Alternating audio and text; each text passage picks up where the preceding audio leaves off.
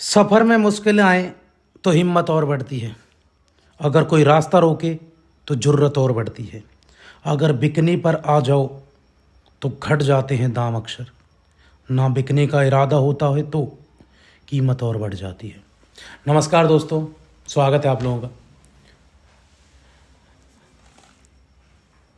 UPSC से लेकर competition की हर एग्ज़ाम जहाँ जहाँ इतिहास आता है उसके लिए बेहद इंपॉर्टेंट क्लास है भैया। SSC, Delhi police, railway police, Haryana police, UP police, जहाँ जहाँ इतिहास आता है एनसीईआरटी पर आधारित हमारे क्वेश्चन हैं भैया। शुरुआत करेंगे। आज क्वेश्चन क्या रहने वाला है, बेहद इंपॉर्टेंट क्लासेज हमारी रहने वाली प्यारे बच्चों। टॉपिक है आज हमारा मौर्योत्तर काल। आप वीडियो को शेयर करें और ज़्यादा से ज़्यादा लोगों को आप हमारे चैनल के साथ जोड़ें। सबका साथ सबका विकास होना चाहिए। पहला क्वेश्चन है आज का पहला क्वेश्चन है प्यारे बच्चों, प्रथम ईरानी शासक जिसने भारत के कुछ भाग को अपने अधीन कर लिया था, निम्न में से कौन है? बताओ वो कौन सा राजा है जिसने भारत के कुछ भाग को अपने अधीन कर लिया था? बताएं जल्दी से उसका नाम। शायरस है, कैम्बिसिस है, डेरियस है या सेहार्स है? तो कौन राजा है भैया? तो याद रखना वो डेरियस फर्स्ट है। डेरियस फर्स्ट ने ही भारत के कुछ क्षेत्र पर कब्जा कर लिया था और भारत पर अटैक करने वाला ये प्रथम व्यक्ति है। याद रखना भारत पर सबसे पहला अटैक ईरानियों का हुआ था। ये दारा प्रथम ईरानी है, 1218 बीसी के आसपास ये हुआ था, ईसा पूर्व। अगला क्वेश्चन है भैया, कुषाण शासक कनिष्क। अच्छा ये बता दारा प्रथम किस साम्राज्य का था? तो भैया इसका था हकमनी या अखमनी साम्राज्य था। इसका हकमनी या अखमनी साम्राज्य का था। इस साम्राज्य को ख़त्म किया था किसने? सिकंदर द ग्रेट अलेक्जेंडर ने। अगला क्वेश्चन है, कुषाण शासक कनिष्क का राज्याभिषेक किस वर्ष हुआ? बताएं। 178 ईसा पूर्व, 101 ईसा पूर्व या 78 ईसा पूर्व या 78 ईस्वी? बताएं। तो याद रखना भैया 78 ईसा पूर्व नहीं हुआ था, 78 ईस्वी में हुआ था। ऑप्शन अब ठीक है, 78 ईस्वी में हुआ था। किसका? कनिष्क का राज्याभिषेक भैया। बहुत इंपॉर्टेंट क्वेश्चन है। और तभी 78 ईस्वी में एक शक संवत चलाया था इसने। और शक संवत भैया राष्ट्रीय कैलेंडर है प्यारे बच्चों। हमारा राष्ट्रीय कैलेंडर है शक संवत, जिसका पहला महीना क्या होता है? जिसका प्रथम महीना होता है प्यारे बच्चों चैत्र। याद रखना। और कब आता है ये? 22 मार्च चैत्र होता है। अगला क्वेश्चन है, द्वितीय अशोक किसे कहते हैं? बताओ। दूसरा अशोक किसको कहते हैं? समुद्रगुप्त को, चंद्रगुप्त मौर्य को, कनिष्क को या हर्षवर्धन को? किसे भारतीय इतिहास में दूसरा अशोक कहा जाता है? भैया दूसरा अशोक है कनिष्क। दूसरा से अशोक किसको कहा जाता है? दूसरा अशोक कहा जाता है मेरे प्यारे बच्चों कुषाण वंश के सबसे शक्तिशाली राजा कनिष्क को। अच्छा ये बताओ कुषाण वंश का संस्थापक कौन था? कनिष्क नहीं था। कुषाण वंश का संस्थापक कौन था? तो याद रखना कुषाण वंश का संस्थापक था भैया कुजुल कटफीसस। और ये भैया ये कहाँ से आए थे? ये कुषाण लोग आए थे भैया पूर्वी चीन से। कुजुल कटफीसस, इसको प्रथम कटफीसस भी कहते हैं, प्रथम कटफीसस। अच्छा ये बताइए कनिष्क की राजधानी क्या थी? भैया कनिष्क ने 2 राजधानी बनाई थी। कनिष्क की उत्तरी राजधानी थी भैया फिरोजपुर यानी आज का पेशावर, और इसकी दक्षिणी राजधानी थी भैया मथुरा। अशोक की दक्षिणी राजधानी थी मथुरा, उत्तरी राजधानी फिरोजपुर यानी आज का पेशावर प्यारे बच्चों। अगले क्वेश्चन की बात करेंगे। अगला क्वेश्चन क्या है? अगला क्वेश्चन आप लोगों के सामने, किस चीनी सेनापति ने कनिष्क को पराजित किया? बताओ। कनिष्क को किस चीनी सेनापति ने हरा दिया था? बेहद इंपॉर्टेंट क्वेश्चन है भैया। कनिष्क भी हारा था, वो हारा था पांचाऊ ने। पांचाऊ बहुत इंपॉर्टेंट है भैया। चीनी इतिहास में तुम्हें मिलेगा कि भैया 73 से 94 ईस्वी के आसपास पांचाऊ ने हरा दिया था। ठीक है, याद रखना। तो पांचाऊ ने हरा दिया था। बहुत इंपॉर्टेंट क्वेश्चन है। अगला क्वेश्चन है, भारत के लिए महान सिल्क मार्ग आरंभ करवाया किसने? भैया कनिष्क की है सिल्क मार्ग यानी रेशम मार्ग या सिल्क रूट, विकास इसी ने किया। याद रखना। बहुत इंपॉर्टेंट क्वेश्चन है। वीडियो को शेयर करेंगे और ज़्यादा से ज़्यादा लोगों को जोड़ेंगे। अच्छा ये जो रेशम मार्ग ये कहाँ था भैया? चीन से शुरू होता था और पूरा रोमन साम्राज्य यूरोप को जोड़ता था ये व्यापार। ये बहुत बड़ा साम्राज्य था। सॉरी रेशम मार था। अगला क्वेश्चन है, रेशम का व्यापार होता था, यहाँ से कनिष्क टैक्स भी लेता था। किस वंश के साम्राज्य की सीमाएं भारतीय उपमहाद्वीप से बाहर तक विस्तृत थी? गुप्त वंश, मौर्य वंश, कुषाण वंश या उपरोक्त में से कोई नहीं? बताएं जल्दी से, कौन सा वंश था जिसकी सीमाएं भारत के बाहर भी थी? तो भैया कुषाण था, पूरे यूरोप तक इसका ये रूट जाता था, कुषाण वंश। अगले क्वेश्चन की तरफ चलेंगे। अगला क्वेश्चन क्या है, कनिष्क की राजधानी क्या थी? मैंने कहा कनिष्क की 2 राजधानी, उत्तरी फिरोजपुर यानी आज का पेशावर, और दक्षिण पूछेंगे, ये उत्तरी राजधानी है मेरे भाई, उत्तरी राजधानी। दक्षिणी राजधानी क्या है? तो इसकी जो दक्षिणी राजधानी है वो है, उसका नाम है मथुरा। दक्षिणी राजधानी मथुरा, ये याद रखना प्यारे बच्चों, किसकी? कनिष्क की। मथुरा दक्षिणी राजधानी, पेशावर यानी फिरोजपुर वो उत्तरी राजधानी, फिरोजपुर आज का पेशावर। मिलिंद पनाहो क्या है? बौद्ध स्थल है, बौद्ध नाम है या कला? बौद्ध नाम है, बौद्ध ग्रंथ है भैया, बौद्ध ग्रंथ है ये। मिलिंद पनाहो किसने लिखा? नागसेन ने, नागसेन ने लिखा है। जब भारत पर अटैक करने आया था कौन? इंडो ग्रीक, जिसका नाम था मिनांडर या मिलिंद। मिनांडर या मिलिंद नाम का एक इंडो ग्रीक आक्रमणकारी आया था, और उसके बीच और नागसेन के बीच कुछ क्वेश्चन आंसर हुए थे, वही इस किताब में नागसेन ने लिखे हैं। किसमें? मिलिंद पनाहो।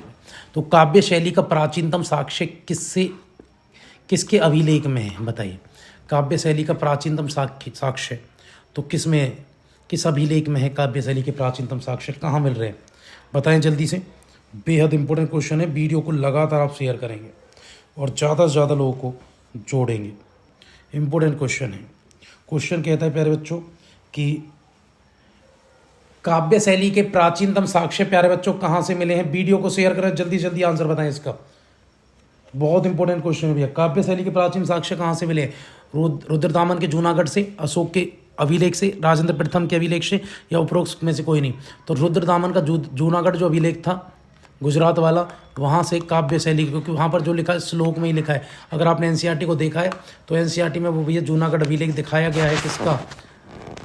मिलिंद का, यानी सॉरी क्या बोलते, जूनागढ़ का, और उस जूनागढ़ शिलालेख रुद्रदामन का, और उसमें वो काव्य शैली में लिखा हुआ भैया। अगला क्वेश्चन है, जूनागढ़ शिलालेख का संबंध किससे है?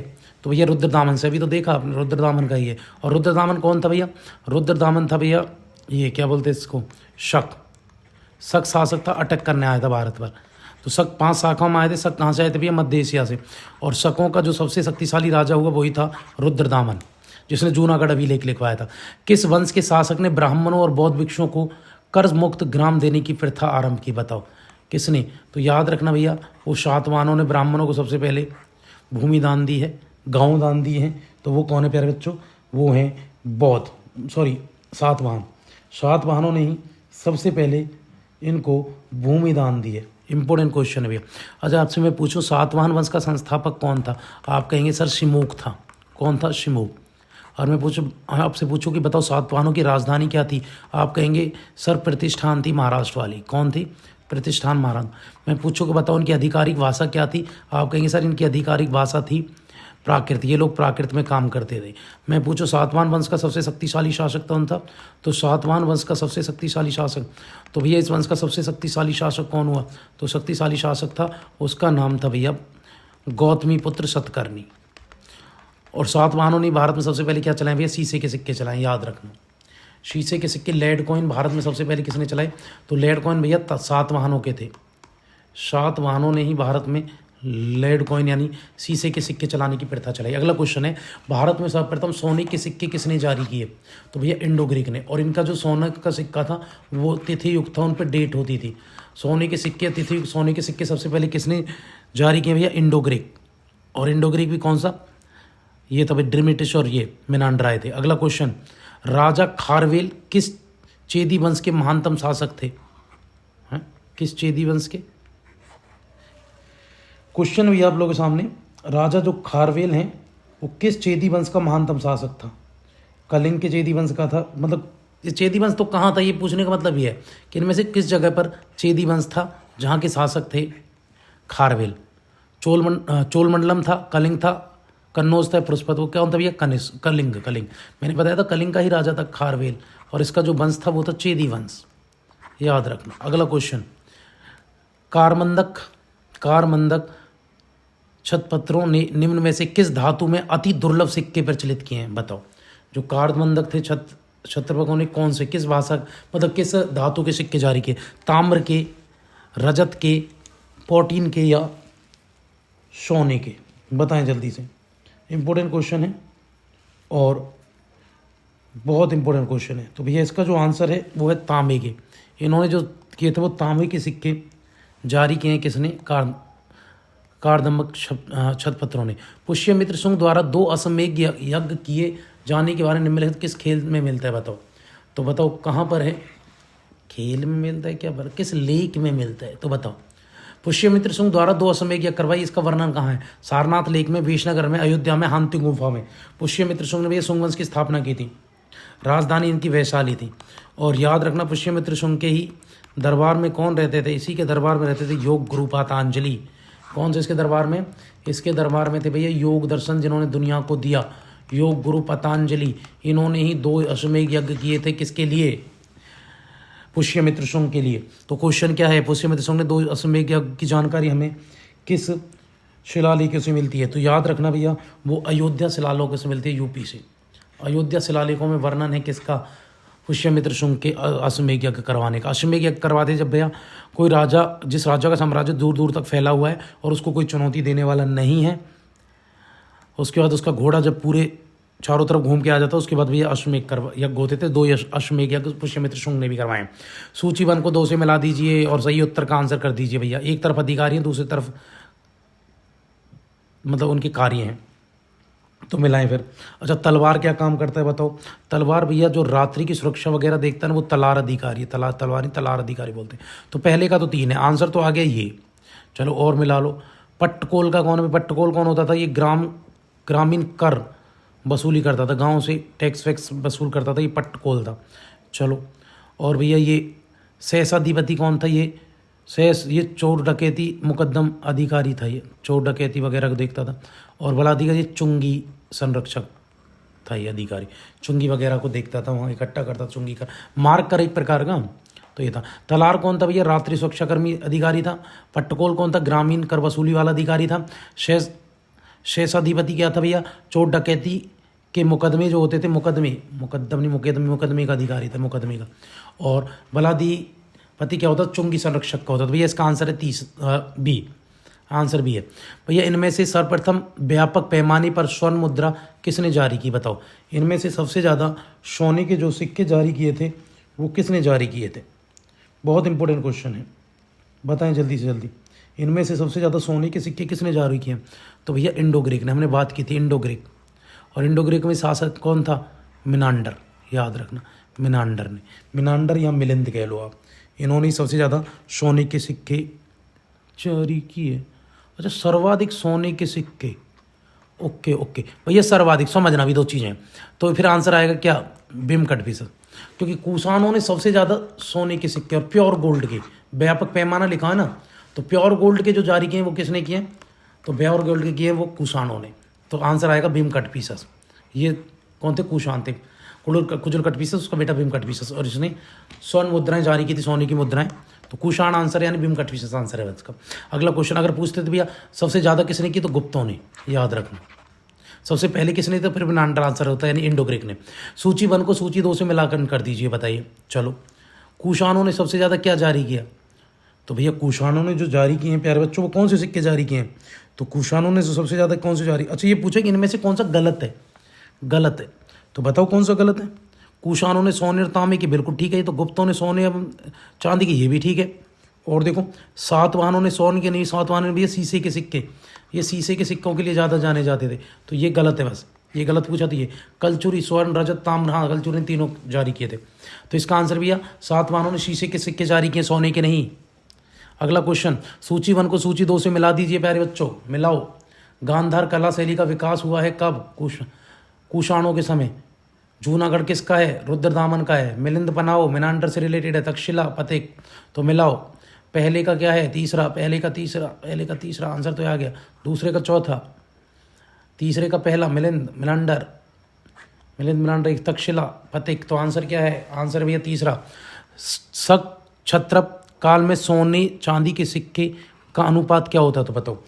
इस समय सोने सोने और चांदी के जो अनुपात में होते थे सिक्के, वो किस अनुपात में रहते थे, कि उसमें सोने की कितनी मात्रा थी या राज्य में चांदी कितने सिक्के चलेंगे, किस अनुपात में भैया सिक्कों का अनुपात हुआ करता था इस काल में, शक और शक काल में। और शकों के कौन सा, क्षत्रप का जो शक थे वो। तो याद रखना भैया उनका अनुपात हमेशा होता है 1:35 में रखा करते थे, याद रखना।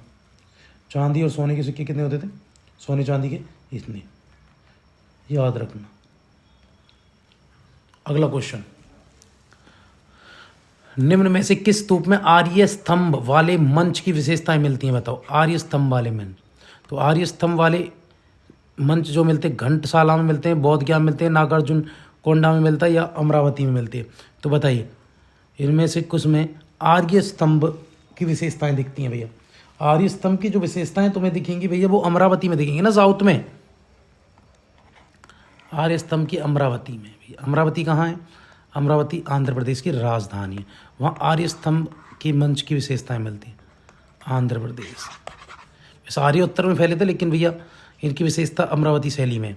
किस वंश के शासकों को पुराणों में सिर्फ पर्वतिया कहा गया है, बताओ। श्री पर्वतिया, श्री पर्वतिया किसको कहते हैं, बकाटक को कहते हैं, इक्ष्वाकु कहते हैं, सक को कहते हैं, खारवेल को कहते हैं। बताओ पर्वतिया किसको, श्री पर्वतिया किसको कहा गया, तो ये श्री पर इक्ष्वाकु वंश के जो शासक थे उनको श्री पर्वतिया कहा गया है। और ये पूर्वी कृष्णा नदी के आसपास फैले हुए थे। ये कहाँ थे भैया, पूर्वी कृष्णा नदी के पास, कृष्णा नदी के आसपास तुम्हें ये मिलते हैं क्या, अक्षवासु वंश के साथ अक्षवाकु। प्राचीन काल में भारत पर आक्रमणों के संबंध में निम्न में से कौन सा कथन एक सही काला अनुक्रम है, बताइए। सही काला अनुक्रम में से कौन सा है, बहुत इंपॉर्टेंट क्वेश्चन है। सही काला अनुक्रम बताएं, पहले कौन से आए थे बताओ भैया। सबसे पहले हिंद यूनानी आए थे, इंडो ग्रीक, फिर सकाए, फिर पहलव आए, फिर कौन से आए, पहलव, शक को सीधे भी कहते हैं, फिर कुषाण आए। तो बताइए बताना क्या थे, तो ये आए कुषाण लास्ट में है, ठीक। तो पहलव है ही नहीं, तो ये है भैया पहला।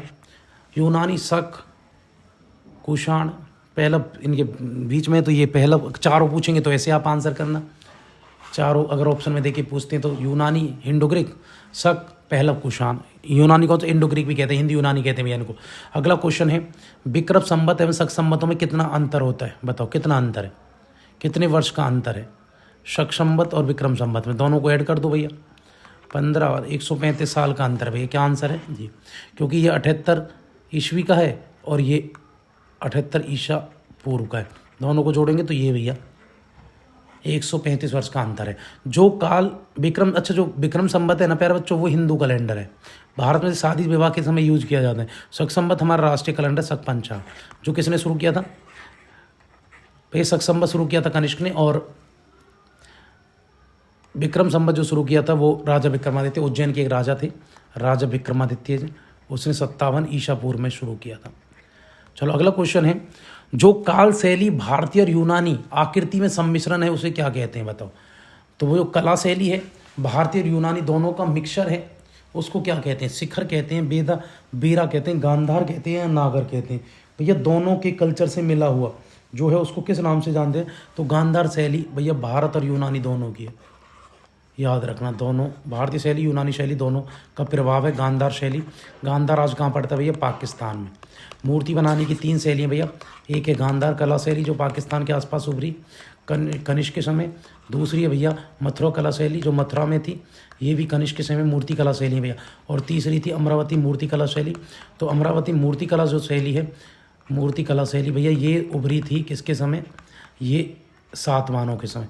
बाकी ऊपर वाली दोनों के दोनों जो मूर्ति कला वो विकसित हुई, ये दोनों के दोनों ही भैया कुषाणों के समय, और लास्ट वाली भैया सातवाहनों के समय। प्यारे बच्चों अगले क्वेश्चन की तरफ हम चल रहे हैं। अगला क्वेश्चन है, चलो यहाँ पे हमारे भैया टॉपिक कंप्लीट हो गया आप लोगों का। मौर्य उत्तर काल बहुत इंपॉर्टेंट क्वेश्चन आते हैं यहाँ से। वीडियो को आप शेयर करेंगे, ज़्यादा से ज़्यादा लोगों को आप वीडियो के साथ जोड़ेंगे भैया।